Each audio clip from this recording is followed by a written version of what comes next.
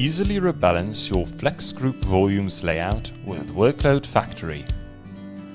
Amazon FSx for NetApp ONTAP offers large-scale logical storage units called FlexGroup volumes, which are spread across multiple nodes.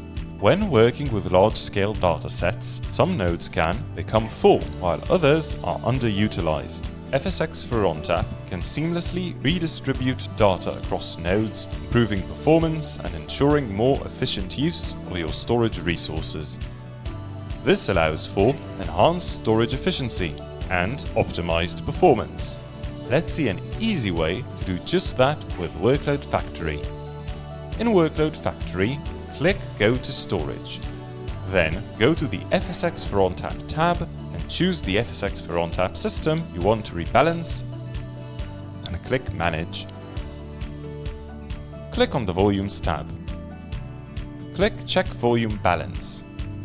For best results, select all the FlexGroup volumes and click Rebalance. It is recommended to choose the Performance Optimized layout.